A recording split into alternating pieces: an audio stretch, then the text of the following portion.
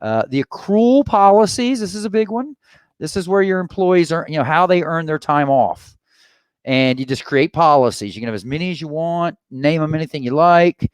Smaller companies, it might just have one policy. Everybody fits on it because there can actually be a lot built into a single policy, as you can see here.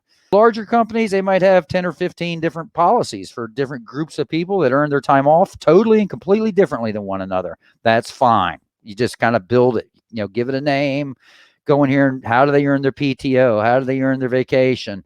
And you just kind of configure it, and we'll help you. Please know, we'll help you. We actually assign someone to you for this purpose. And so you just kind of build this out. Again, these categories are utterly customizable. They could be anything you want them to be. We give you the industry standards: vacation, illness, PTO. Just kind of get you started. But you can rename them, you can change them, you can reorder them, all kinds of stuff.